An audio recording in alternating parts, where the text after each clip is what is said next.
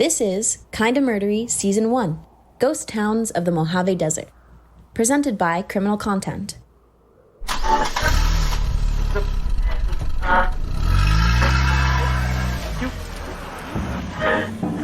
You're rocketing down the 15 freeway between Vegas and LA.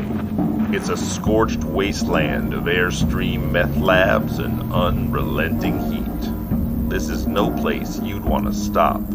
But the car's on fumes, so you take the exit and you pull up to the gas station. It's abandoned, a concrete canvas that some local Michelangelos turned into the Sistine Chapel of spray paint penis.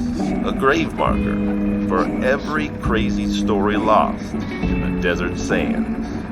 These are the ghost towns of the Mojave Desert. And this is Kinda Murdery.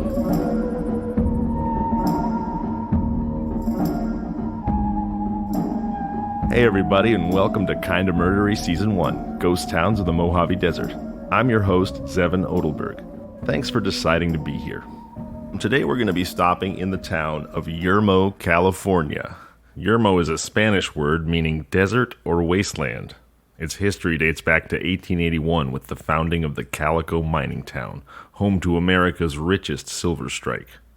But by 1905, the silver had dried up and Calico became what it is today. A ghost town. Get your tail out here, Tonto, get this through your head. Couldn't stomach that rat they call Yermo Red. Couldn't stomach that rat they call Yermo Red. Modern Yermo was founded in 1910 by 178 brave souls. Its heyday was in the 40s and 50s when this location, approximately 130 miles east of LA, halfway to Vegas, made it a necessary way station for anyone traveling to or from Sin City along US Route 91. But in 1968, the new I-15 bypassed Wasteland, California, and Yermo's lifeblood began to drain into the sand. Today, Yermo is home to roughly 1,700 souls, a Starbucks, the original Del Taco, and a 110-year history of being kinda murdery, pretty darn murdery, and most definitely, unquestionably, super-duper murdery. I'm here with on-air producer Adam Volrich. Say hi to the people, Adam. I'm the Sancho Panza to your Don Quixote. Pretty much all of the sayings that we contribute to the Western canon came from that book. Also with me, Sean Christensen from Criminal Content. Hey, Sean. Hey, buddy. How you doing? I'm also joined by a very special guest, star of You Might Be the Killer and Cabin in the Woods, actor, director, multi-hyphenate, and one of my closest and oldest friends, Fran Kranz. Hey, Fran. Hey. How are you, man? I'm good. Thanks for being here. Thanks for having me. You know, this podcast is about kinda murdery stuff. Let me explain that. Yeah. What we've done this season is we have combed through the Mojave Desert and we have uncovered the creepiest, strangest, weirdest, most fun, interesting, sometimes frightening, hopefully hilarious towns that line the highway. These places that might feel like you ought to drive by them like you'd fly through a flyover state. But really, we're going to show you why we picked these towns. I was just thinking, like, flyover state is kind of a euphemism for some of these areas. Exactly. I mean, this is like Carcass out there, some of this stuff. Exactly right. You know, later in the episode, we're going to talk about your producing, screenwriting, and directorial debut, this incredible film, Mass. Candidly, I've seen it. It's a beautiful, beautiful piece of work. Thanks, man. And it premieres this Saturday, January 30th. At the Sundance Film Festival, and then plays again on February 1st. And Entertainment Weekly chose it as their number one film of this year's Sundance. Wow. So That's nuts. So congratulations on that, man. Thanks, dude. But you know, I just got to ask you, because I'm a greedy guy. What else have you been up to this year? Oh, man. The same as everyone. I'm sitting around. I'm excited to get back to work, and now it's all sort of percolating. So I was out in Boston shooting a pilot for HBO Max, and we were shut down the Friday before the first, Monday of work. We were all sitting down for a table read and got the call that we had to go home. So that Sunday was the official beginning of quarantine. So I've been waiting to get back to that. Hey, can you tell us anything about the pilot, or is it all yeah. secret? It's about Julia Child. I play Russ Marash. I play the producer. She started in like public television in Boston, and I play her original producer who like went on to sort of to do all of her shows, The French Chef and all that. So, So it's a cool role. HBO Max. Sarah Lancashire. Did you guys see Happy Valley? She was the lead of that show, Happy Valley, awesome. which is fantastic. Wow, cool. Tom Hollander is great. He's in it. Isabella Rossellini is in it. It's it's a cool cast. The Italian Helen Mirren, still beautiful. Yeah. But yeah, no, it's exciting. I'm hoping to get back to it soon. That sounds great. I look forward to seeing it. Yeah.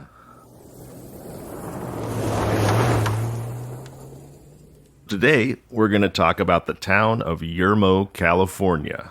Taking a quick look at the itinerary here, it appears Yermo has plenty of attractions for murder tourists like us. We've got the Mrs. Leonora Hunt love and murder triangle, the Ballad of Yermo Red, the Sunshine Travel Shop killer. Then we're going to dive right into a series of killings that captivated the state of California. Is that 3 murders in Yermo already we're talking about? Yeah, those are 3 Well, I'm just trying to headline. Okay, just great. Kind of trying to tease the audience with some evocative names. Gotcha. Did it work?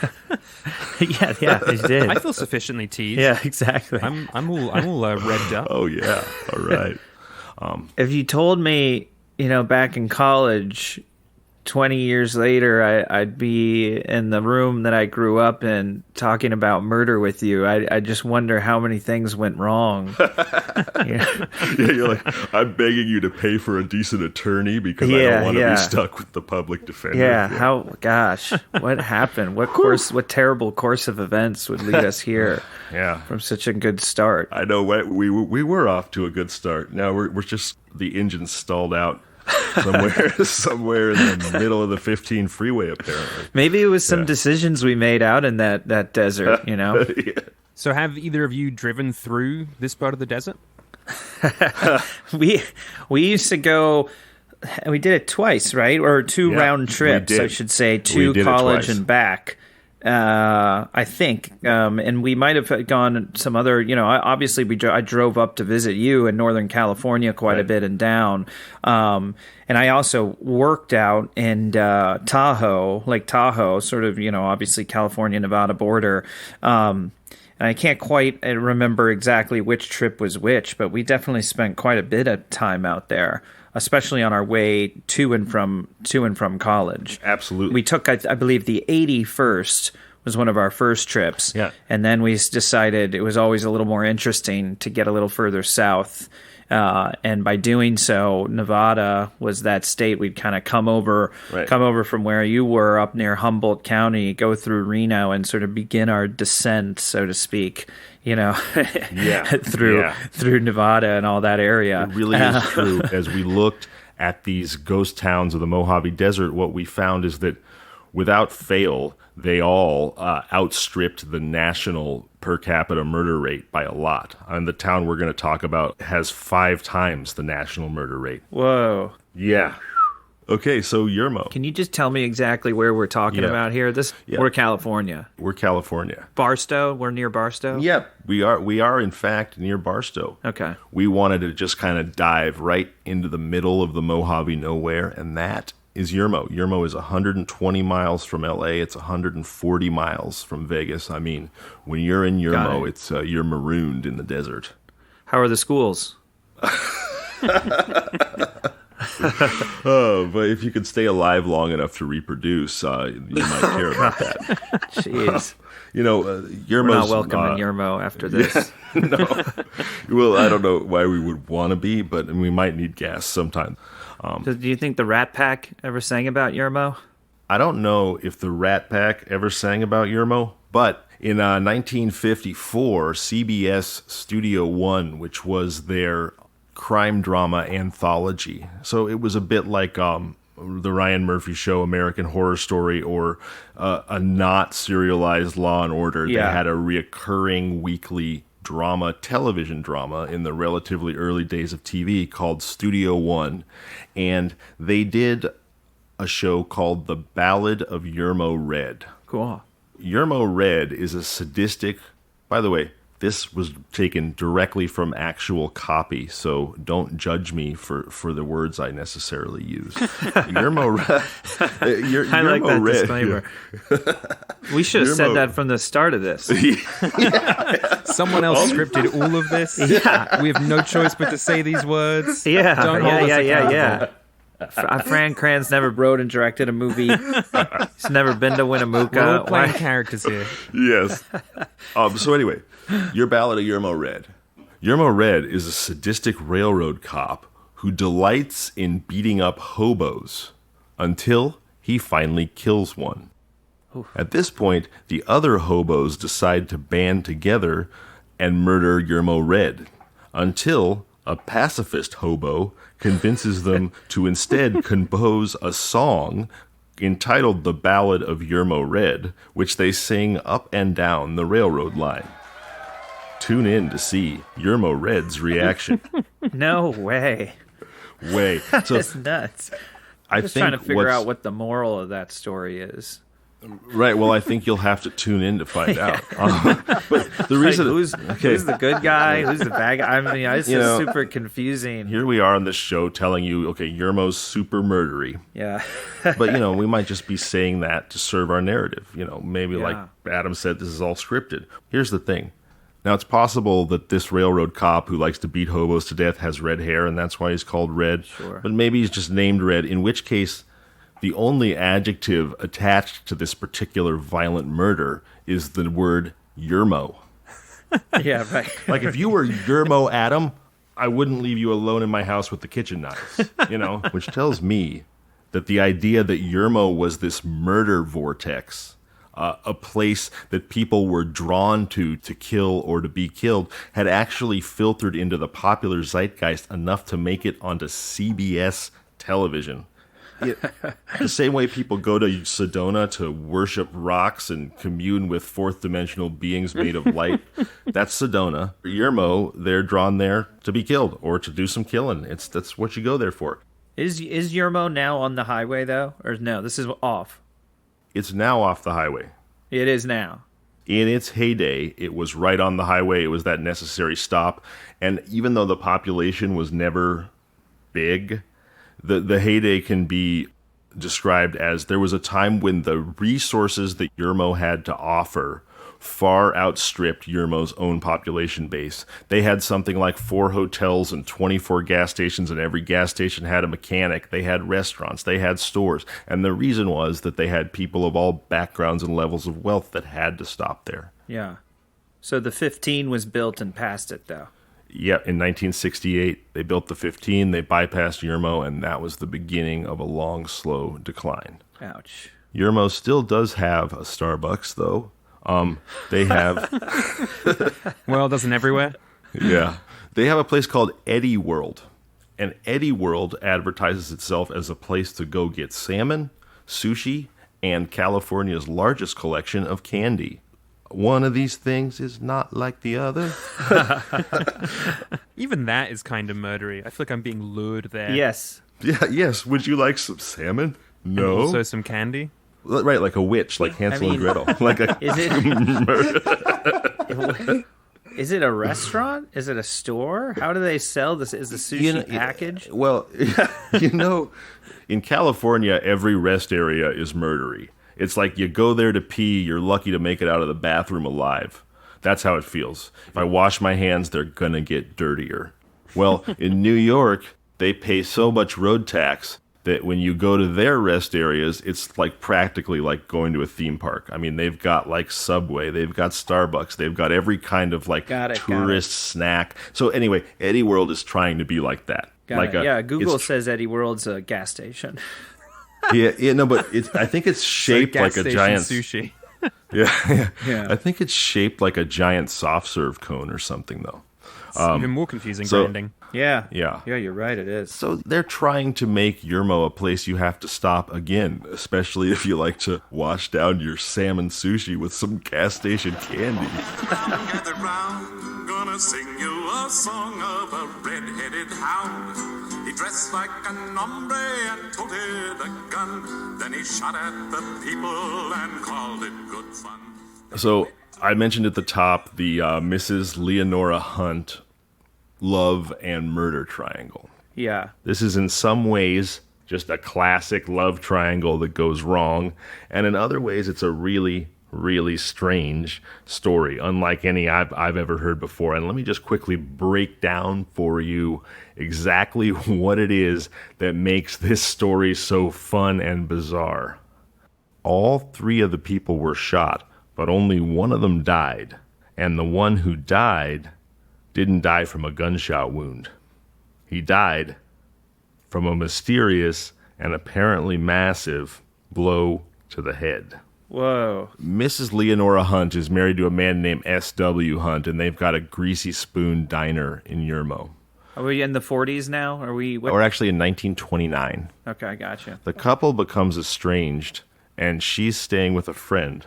Well, S.W. decides he's just had enough, I guess. He goes to the friend's house carrying a gun. He walks into the yard. He sees a man named William Fountain helping Leonora start her car. He immediately draws down on both of them. He shoots Bill Fountain twice in the lungs. He shoots Leonora 4 times in the body. Whoa. Leonora, though, she was one tough broad.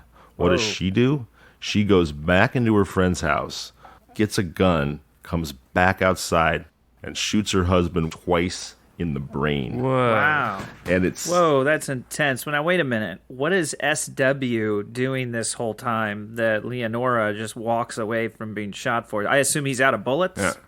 Either that or he figures he shot the boyfriend twice in the lungs and the wife 4 times. He's probably strutting around the yard like Nacho Libre, being like, I did it, you know? Okay, yeah. So we just assumed that he missed, that she just got up and walked inside. Well, like a zombie I think or she was something. bleeding heavily, and he probably figured she was going inside to die in a dark place like a sick cat. Gotcha. But she doesn't. She comes back out with a gun. She kills him. So the couple goes to the hospital to recover, and then they end up on trial for murder because SW's dead. Now, do we know if they were lovers? Was this some affair Leonora she was having? Bill Fountain claims he was just a stranger helping her start the car. Oof, but bad luck. Here's where it gets really fucking weird. Yeah. So they're going to put the wife and the boyfriend on trial for murder. Well, some weeks later, it is discovered by, I guess, the world's slowest coroner that although Mr. Hunt did have a gunshot wound to the chest that was fired from his wife's pistol, the gunshot wound itself was not fatal. And in fact, someone had crushed his skull with a massive blow to the head, and he died from massive head trauma, not from the gunshot wound to the chest. What? He died from essentially having his skull crushed like an eggshell. Oof. Oof. That is gnarly. Yeah, did they find out what the object was? The murder weapon and the killer are still at large. But, I mean, literally it took 2.5 weeks from when this happened to when they suddenly went, oh, nope, they didn't murder him. They didn't. He died because an unknown stranger crushed his skull. So someone else had a bone to pick with him.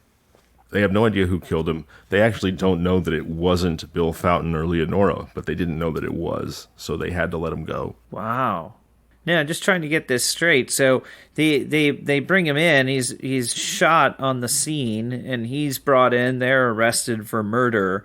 And then they finally come to the conclusion later on that one of these holes is not, in fact, a bullet hole, and that the time of death would have been caused by the blunt force trauma.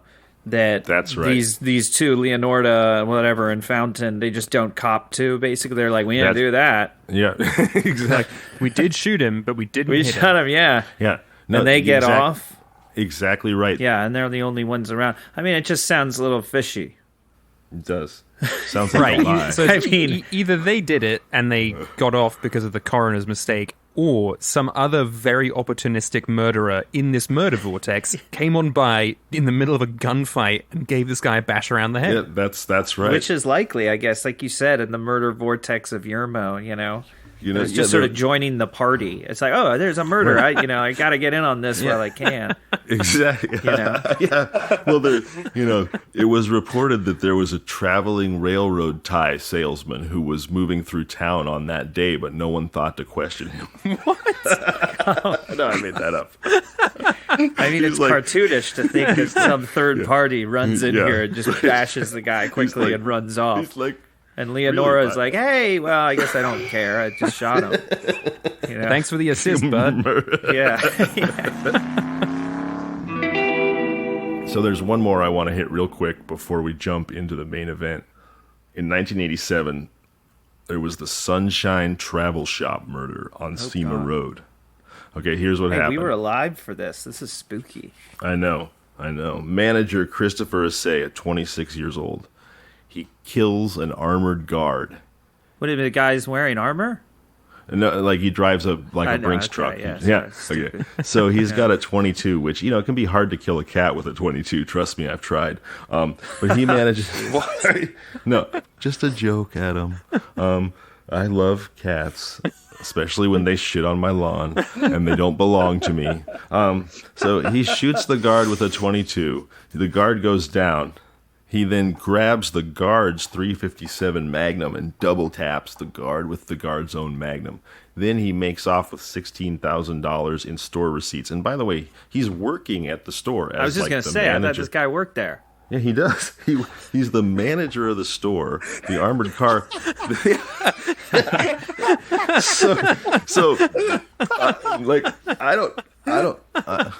This reminds me of like a football player getting disoriented and running the wrong direction for a touchdown. Oh my God! I don't think they sold $16,000 worth of postcards and sunscreen at the Sunshine Travel Shop. Right. I think the armored car guy was making his rounds, collecting all the money from all the stores. So 26-year-old Christopher Assay goes, well, this looks like a plum opportunity.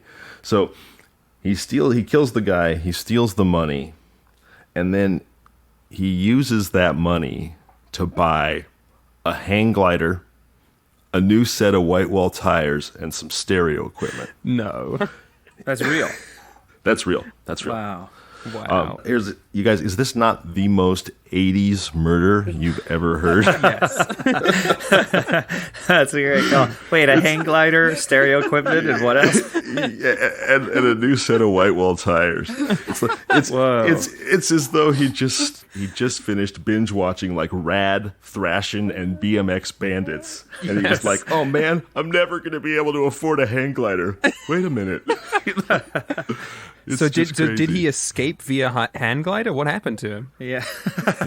Somehow I didn't think that was relevant. Like I got to the word hang glider and I was like, okay, I've seen enough. I've got enough for the show here. I mean, are you not picturing some strange vehicle right now?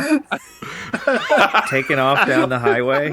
A hang glider with white wall tires and a big stereo. And a stereo? With just a bumping bass. But the stereo is the seat. I see him sitting on the stereo between the tires holding a hang glider. He's playing Ride the Lightning and just soaring through the fucking air. Right.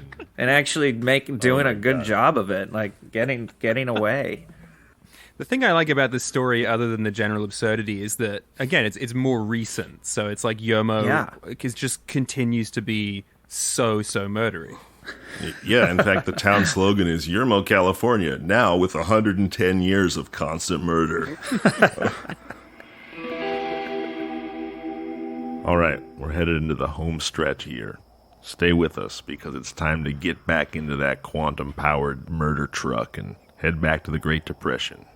The year is 1931. The man is Gilbert Francis Colley. He's a 53-year-old itinerant blacksmith who left Dallas, Oregon, and traveled to California in search of work. But instead of finding work, he finds himself convicted of murdering two men. He's suspected of killing at least 6 others. He claims to have murdered 11 or 12, and he is visited at the Yermo jail by every frustrated law enforcement officer in the state of California as they show up to pin every unsolved murder they have on Gilbert Francis Cawley. Cawley dominates every newspaper in California, from the smallest Chino Champion to the biggest Los Angeles Times, between 1931 and 1932. And yet, Gilbert Francis Cawley was a man whose story had disappeared in the desert sands. Well, hang on tight, because it's time to change that. Hey, Fran, you want to read this article from the San Bernardino County Sun? Yes. Defiantly cursing his prosecutors in large letters written in blood on the wall facing the door of his cell, the accused murderer had flaunted what he hoped to be his final taunt in the obscene message that met the gaze of jailer Joseph H. Berry and Fred Foch, who occupied a cell near Cawley when these two discovered the prisoner lying on his cot in a pool of blood. On a side wall above his cot, Cawley had smeared the words, "It is fun to die," also in blood. Surgical treatment was required to close the gash in his throat. His wrists had been slashed. Investigation disclosed that Cawley had injured himself with a tin label no larger than a dime that was attached as a trademark to a plug of chewing tobacco he had been permitted to have in his cell. By noon, the blacksmith had recovered sufficiently to be taken to Yermo for arraignment and a preliminary hearing. That is some fucked up shit. I mean, I'm still, just going over this and kind of horror. Yeah, trying to unpack it. Yeah, I can't. Yeah. That is such a disturbing little image. I can't even imagine that kind of carnage. I'm so pain averse. I can barely handle my own annual physical where they want to take the one pinprick of blood. And this dude is just let me find a dime-sized piece of metal to slash open every vein in my body so I can taunt someone. Now, if he did this to himself, what did he do to the other person? What blew me away about that is just how tough this motherfucker is. He cut his own throat and his own wrists and bled almost to death, and 12 hours later was sufficiently recovered to go to court. Yeah. 12 hours, that's all it takes. Yeah. I can stub my toe, and 12 hours later I'm not even sufficiently recovered enough to sit down. Yeah, it's unclear if they treated him either. They just sort of stopped bleeding or something, Just pee on it. Urine is sterile. Typical Yermo behavior. Uh-huh. Yeah. But take us back, Zevon. Who is this man? Where did he come from? He was kind of a local. He was from the San Bernardino County, sort of Olinda area. The other two main characters in this story are his murder victims, a man named Dale Slater, who was from Dallas, Oregon, and a man named George Walker out of Santa Rosa. They were both in their 20s, and they both owned automobiles. Why have I never heard of this guy before? I know, right? Because when you hear that passage Fran just read, you're like, that's basically Heath Ledger's Joker. I mean, what it is inconsistent branding, and I'll break that down for you a little bit. What was Jeffrey Dahmer? Jeffrey Dahmer was actually kind of a nice guy. The Milwaukee cannibal, he just wanted to make friends, zombie friends, by pouring acid into the brains of victims. He was lonely. You had Ted Bundy, who was basically this charming Casanova, luring women back to his house and murdering them. Charlie Manson was essentially evil Jesus. All of these guys had one MO, one thing they did, and they stuck to that. Cawley, on the other hand, he was all over the place. So today, you need to have a consistent brand, a singular thing that defines you as a one-genre killer. You need a marketing department. Cawley needed a publicist. He needed some kind of media consultant. Listen to this. These are all nicknames that were given to Gilbert Francis Cawley. They called him the Murder Farm Killer. They called him the Torch Fiend. They called him Gorilla Man. They suspected him of being the Torso Slayer. So people are trying to help him out. Everyone was rooting for this guy. Right. To get him into several attempts to get him set up there. Yeah, he was his own worst enemy. Like, Collie could have been a huge... Right, he could have been. He was. They kept being like, how about this one? And he'd be like, nah. Yeah. I don't think... One of my personal favorites, they called him the Ottoist Bluebeard. I love that. You got to tell me what that one means. Yeah, I was going to say... In slightly less flowery language, they just called him a car pirate. That is so rad. That's so cool. Yeah. The car pirate needs to hang out with the hand glider guy. Yeah. So, because he was murdering young men and stealing their cars, and that's what he did, they decided to call him the car pirate. And I mean, that really was his brand, but Ottoist Bluebeard is kind of a mouthful, and it didn't catch on like it should have. I think you have a picture of Collie there. Yeah. And when you look at him, he's got, I mean, I know it's a black and white picture, but you can kind of tell he's got like a florid kind of drunkard's face, like all burst capillaries in the cheeks. Mm-hmm. He's wearing like a dingy flop hat. Yeah. You see that? And then, it looks like something's up with his left eye as well. Yeah, like maybe he's blind in his left eye. That'd be my guess. I mean, I don't have his yearly physical in front of me, but he also has like these giant sort of trophy cauliflower ears. I mean, I swear to, I'm not making this up. Adam, you've seen this picture. I haven't. He looks like a cartoon of a henchman. You know, yes, it's like if you wrote a description of this guy down for me and you're like, oh, and by the way, he's the villain, I'd say, no, you can't do that. It's too obvious. Like, that's what he looks like. Yeah. Yes. Yeah. He's described both as diminutive and prodigiously strong. That's kind of how you described Fran earlier, actually. It is. Yeah. It is. It's true. Yeah. So I picture sort of this David Lynch, like, murdery dwarf, basically. You know, he kills these two young men for their money and their cars. You know, is it okay to say I'm looking at a photo of these guys? I mean, I know. Yes.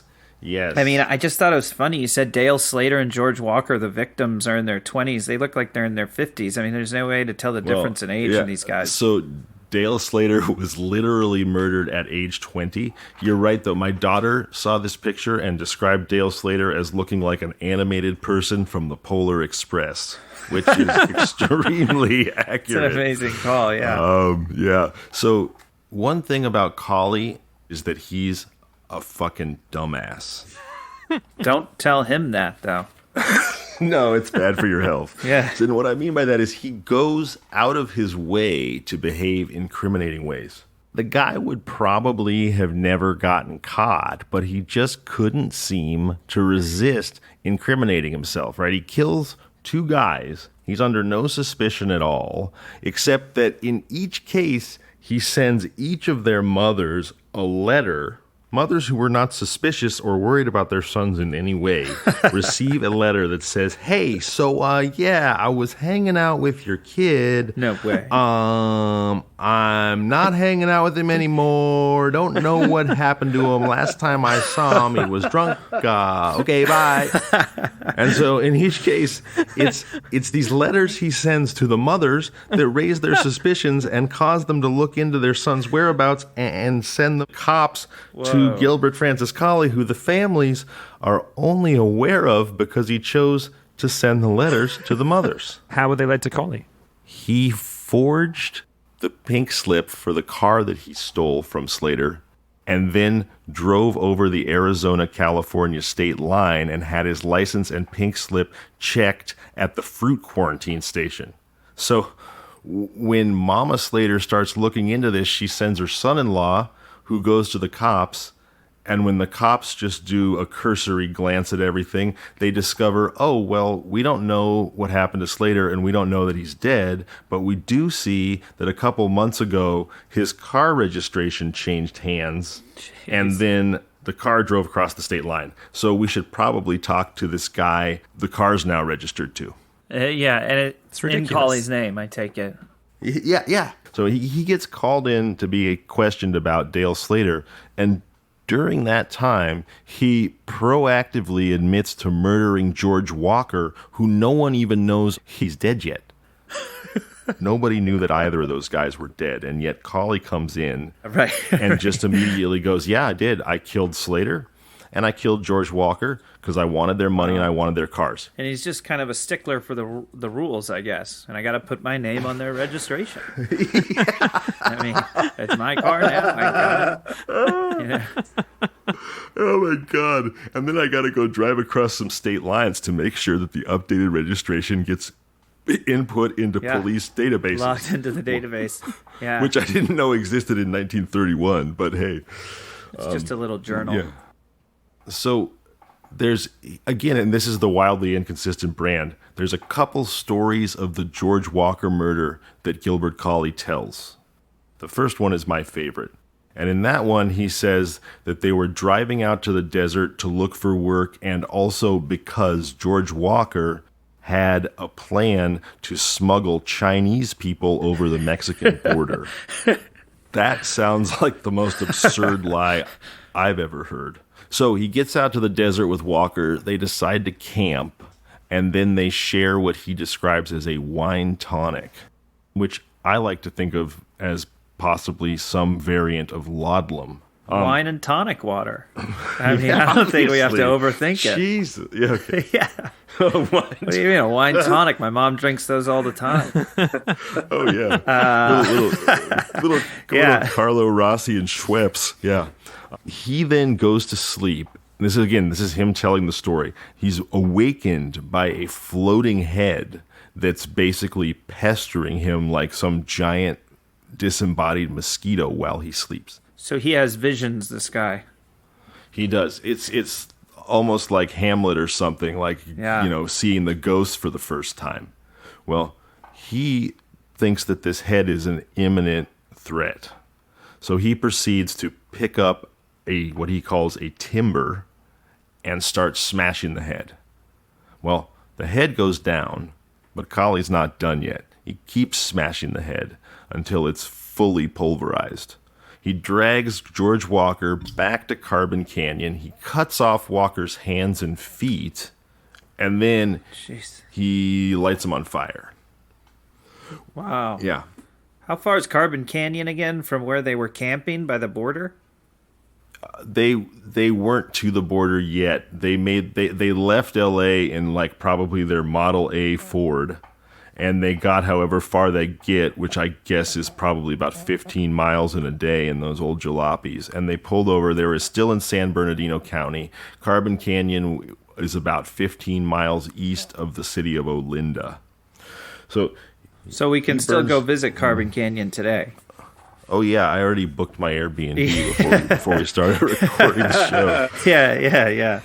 Now, given how stupid Colley is, do we think that he saw that the place was called Carbon Canyon and thought, well, I should probably burn the body here then? Quite possibly. And he just took it as instructive. Right. And again, off-brand. The guy's off-brand. He's a head crusher. He's not a burner. He's not a firebug. He's it's like if you're going to burn the first guy. He's a murder farmer. Right. Oh, yes. If you're going to burn the first guy, you got to burn the second guy. The murder farm was not actually Carbon Canyon. The murder farm was a couple miles outside of Yermo. Wow. Of course the murder farm is out near Yermo, right? After all this. Right. The murder vortex. Right. The murder farm's your name, right? Murder farm's... No. That's the name the newspaper gave it. And they called it that because when he told them where Dale Slater's body was, he said, and if you go out there, you'll find at least 11 or 12 other bodies buried in the sand. So they went out there, they looked. This is the Los Angeles police. And a detective named David Davidson actually told the papers, there's at least 6 other bodies buried here. They didn't find any other bodies. Essentially, they decided that they couldn't make the case for George Walker. Even though Colley had confessed to the killing, he later recanted, and the police said, you know what, we don't have a good enough case for George Walker. So at that point, Colley was released from Los Angeles jurisdiction into San Bernardino jurisdiction and taken to Yermo, which is where they found Dale Slater's body and his also crushed skull. So that jail cell where he cut open his wrists and his throat was in Yermo. That was the Yermo jail. Of course it happened in Yermo, right? Where else would it be? Yeah. Right, the murder vortex. As I get this guy to Yermo. While I was researching collie on the same page as this story, I also found a story out of San Diego about an actual collie dog who refused to stop trying to wake up a mother, and as a result, saved her 14-year-old boy master from being asphyxiated by a gas leak. So, like real-life precursor to Lassie. So that's the human collie is crushing skulls. The dog collie is pulling the covers off mom and waking her up to save the little boy's life. So I don't know what that says about us, but I think it says a lot. Right. That's a happy ending. You should have one of those for every episode, you know. Oh, yeah. A little breather. Find some heartwarming story in the paper. Hey man, so I know you recently completed your first feature film as a writer, director, producer, and then that film got into Sundance in the prestigious premieres category and is going to premiere January 30th and February 1st. You want to tell us a little bit about that? Yeah. And I wrote this one and directed this one. I was lucky. I got 4, as good as it gets. You know, I have 4 great actors, Martha Plimpton, Ann Dowd, Jason Isaacs, and Reed Birney. I don't know where it all came from. I mean, it's about the parents, two sets of parents involved in a school shooting meeting years later after the event. So there's the parents of the shooter, parents of one of his victims, and they meet years later, you know, to talk about stuff. But yeah, no, I don't know where it all came. I went down kind of a rabbit hole after the Parkland shooting, and but also especially South Africa, Truth and Reconciliation Commissions, about meetings where people kind of come together and try and reconcile with these huge differences between them. As you know, that's an understatement.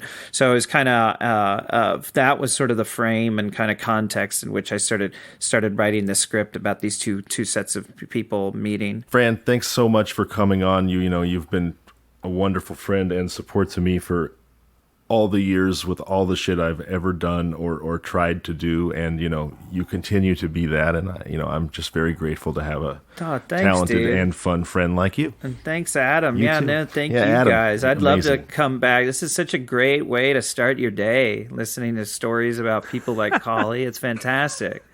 Like, I'm just gonna take a shower and watch Full House just to get over this.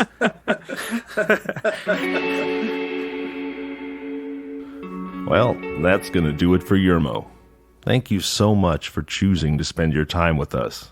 For producer Adam Bullrich and our very special guest Fran Kranz, I'm Zevon Odelberg, and this was Kinda Murdery.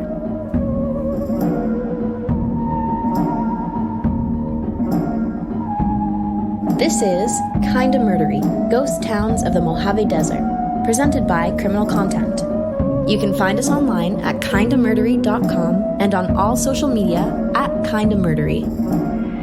Email us at contact@kindamurdery.com. Listen to us on all your favorite podcasting apps: Apple Podcasts, Spotify, Overcast, Google, and more. Don't forget to rate, review, subscribe, and tell your friends about the show.